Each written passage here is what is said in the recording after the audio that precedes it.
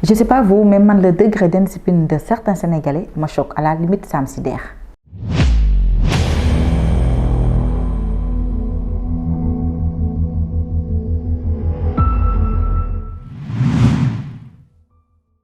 Coucou les guys. Alors, j'espère que vous avez jam. Ça fait un moment. J'espère que vous allez tous bien et qu'on savoure encore notre trophée. Et oui, on est championne d'Afrique. Et d'ailleurs, même ce mardi, ça, on a également inauguré stade bi nga xam moy stade bi ñu tuddé sunu mam Abdoulaye Wade mu nek lu neex ñëpp vraiment lu neex tous les Sénégalais.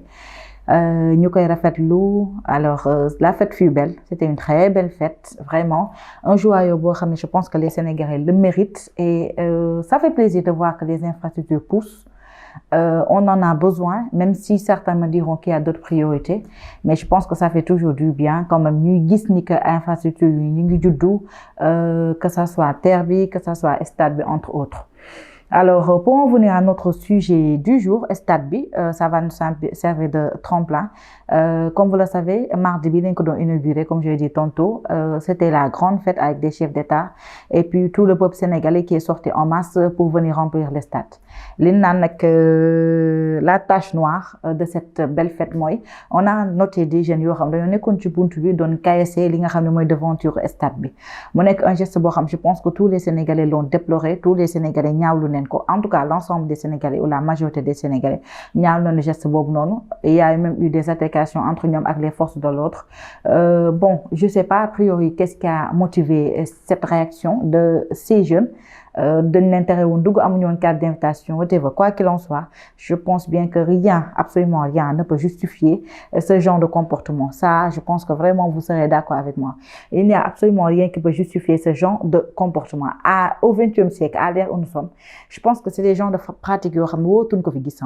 Et ça va nous servir vraiment de tremplin pour parler de manière générale de l'indiscipline qu'on a tendance à noter chez certains Sénégalais. Xaw ma yéen de mais man moom parfois je suis choquée parce que je pense que nous on sort, on prend les transports en commun. Personnellement naa xam lu ma ci wax na comme amaguma oto bañ génn fii dugg ci car rapide ñu naan maa doon wax ci ñoom apprenti yi te xam nga dañoo xaw a doy waar.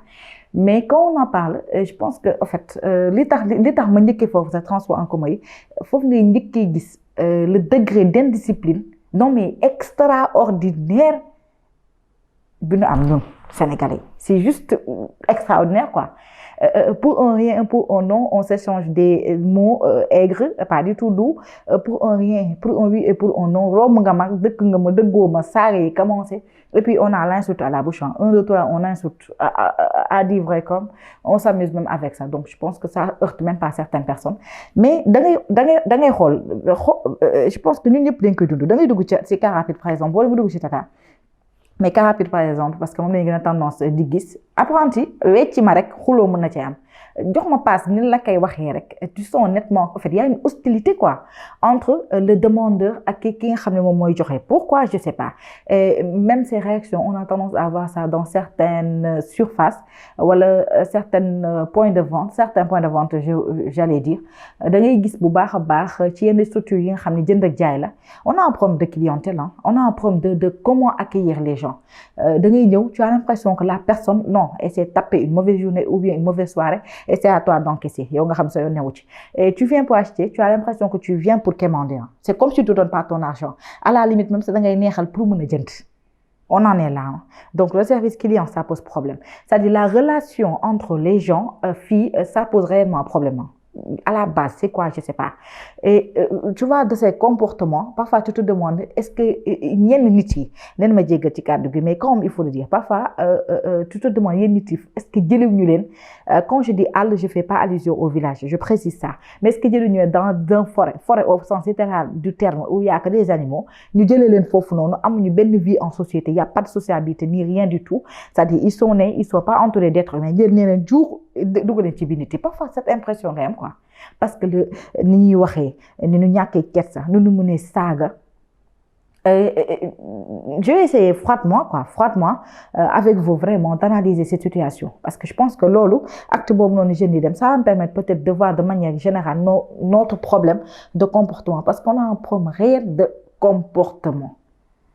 Moi parfois quand j'en parle je suis un peu émotive quand j'en parle peut-être xol laay waxee moo tax parce que am na certaines réactions yoo xam man mënuma ko comprendre. certaines hostilités qu'il y a entre nous les Sénégalais, parfois dans la rue, dans notre vie quotidienne, dans notre vie de tous les jours. Moi, personnellement, je parle comprendre. Maintenant, c'est quoi le problème? Pourquoi nous, on ne peut pas, ou bien certains d'entre nous en tout cas, on ne peut pas, de manière entre guillemets civilisée, je ne vais pas employer de gros mots pour ne pas dire qu'on n'est pas civilisé, mais en tout cas, am na ci ñoo xam ne moom vraiment civilisation dana see bàyyi dem. Donc, qu'est-ce qui nous empêche de se comporter comme des personnes civilisées? Qu'est-ce qui nous empêche d'être, d'avoir de la compassion, voilà, d'avoir de la compassion pour son prochain. C'est-à-dire nit ku nekk sa morom nga jàppee ko sa bopp. Relation yi nga xam ne c'est assez froide, assez difficile dans la rue entre les gens. Comment on peut faire pour réparer ça? Pourquoi les gens sont toujours sur la défensive? C'est-à-dire, tu as l'impression que, en fait, la majorité d'entre nous dañuy mer bu ñu xëy di génn sax dañuy mer dañuy shine quoi 1 2 3 ñu mer da ngay romb nit ki sa ngelaw laal ko sax et puis c'est la fin du monde. Maintenant le problème en est que peut-être c'est le problème de pauvreté. Certains me diront, ça aussi, il ne faut pas le négliger parce que quand tu sors de chez toi, tu as tous les problèmes du monde peut-être pour t'en sortir. Peut-être cette frustration, c'est-à-dire déverser ce bill si les gens ils n'ont absolument rien fait. Ou bien il y a un problème d'éducation. Parce qu'après aussi, on a tendance à dire que les parents n'ont plus de temps d'éduquer. C'est vrai qu'un problème d'éducation, parfois, ça se pose.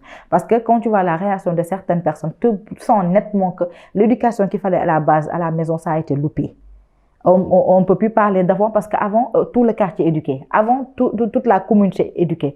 Maintenant, pour la domu-diamou, c'est tout un kata. Tu n'as plus le droit de le faire. Et on te parle de droit, entre guillemets, des enfants. Est-ce que aussi ça, aussi, ce n'est pas également un facteur, wala mounek lo xamni cause ci moy répercuté ci impolitesse bi ñu néméku ci mag jëm nak té nak lima gëna metti moy ke la gëna mag mo la gëna ñak teggin mo la gëna mëna wax réwandé mo la gëna mëna ñak kersa mo la gëna mëna également saga. C'est-à-dire c'est à ne rien y comprendre quoi.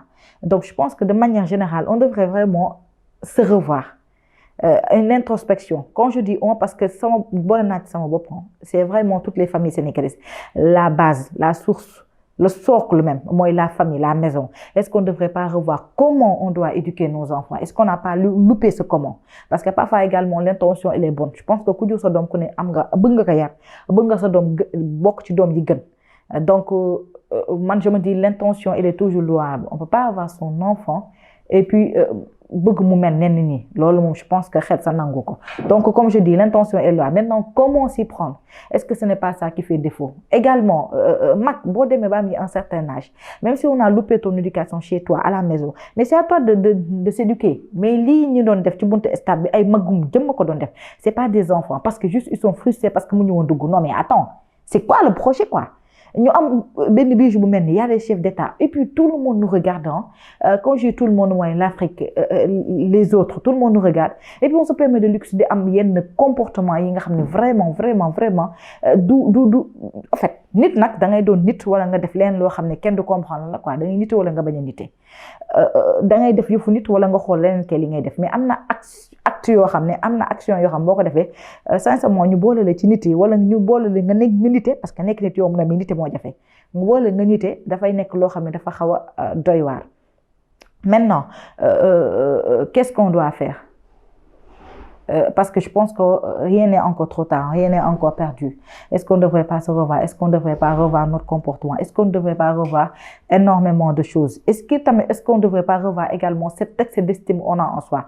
Parce qu'on a l'impression que l'autre c'est un autre sujet, on va y revenir dans une autre vidéo. On pense que nous ñoo gën ñëpp Sénégalais pour moom moo gën ñëpp pour moom moo gën ñi ci sous-région bi pour moom ñoo gën les autres pays africains. Et avec cette terre de grandeur qu'on a, de supériorité, pensant que nous valons plus que tout le monde, genre acte yi ñu def nit di ko gis Alex, vraiment ça nous honore pas, ça n'honore pas le Sénégal. Donc nanu xoolaat suñu toogaay et puis nit également surtout les jeunes parce que yooyu moom dëgg fa nekk yaa jigéen ñi na bokkuñ ci jigéen dañoo civilisé dañoo bëgg lu baax duñ fa nekk di sànni ay xeer def yëfu waye di yooyu noonu góor ñi surtout kay laay wax dana dem nekk ni tamit am na yoo xam dafa rafetul tamit on doit vraiment dépasser ce stade. On n'en est plus là, on doit vraiment dépasser ce stade. Et puis nous jéem a xool nan lañuy fayte ba génn ci je pense que loolu mooy priorité bi tey tamit ñuy xool suñu relation humaine diggante nit ak nit comment on doit doit faire pour vraiment defaraat relation humaine yi ku nekk jàppee sa bopp sa morom parce que même dans le regard sax et je termine avec ça même dans la rue dans le regard tu sens une certaine hostilité jigéen a jigéen par exemple ñun par exemple da ngay xool ni ki xamoo ko yéen a ngi jaante ci ay bët donc on a raté quelque chose quoi on doit en parler ensemble. Alors, je termine là. C'était vraiment un cri de cœur par rapport à ce qui s'est passé. ñaaw na trop vraiment et war nañu bàyyi yéen yi tey tamit qu'on sanctionne ñooñu noonu kuñ ci xàmmee neen leen sanctionner. Il faut qu'on ait cette culture de sanction au Sénégal on en a besoin parce que magum jëm di def lu leen neex teguñu ko fenn yabaate la ak réewande y a pas d'autre appellation c'est parfois aussi il faut appeler un chat par un chat am na acte yoo xam ne nit bu ko defee il faut sanctionner à la hauteur de l'acte, à la hauteur de l'indiscipline notoire qui est marquée dans certains comportements. Il n'y a pas de secret. Hein? Tant qu'on ne commencera pas à sanctionner, le laisser aller là qui est là, quand on ne commencera pas à, entre guillemets, une petite dictature comportementale, c'est-à-dire, un comportement, c'est pas demain la veille. Parce que, ni me disais, introspection, de nous changer, voir de nous changer. Faut nous dire, faut nous dire, nous ressentir pour nous changer. Bon, les gars, c'était tout. Hein. Vous pouvez également, j'allais dire, intervenir dans les commentaires sentir guma leen ci commentaire yi nag sentir guma leen benn yoon ci commentaire yéen tam leen tamit nag commentaire leen xanaa dañuy waxtaan tam na ngeen bàyyi ma man kese may wax bu ba tey man doo koy wax abonné leen ci page mën ngeen dem ci page Facebook bi mën ngeen ñëw également ci chaîne YouTube bi ngeen abonné wu ngeen ñëw ñu waxtaanee ko man commentaire leen saboté leen ma amul problème mais commentez quand même qu'on en parle et qu'on sent que vraiment li ñuy def vous êtes réceptif ce fut un plaisir hein. On se retrouve très vite pour une autre vidéo.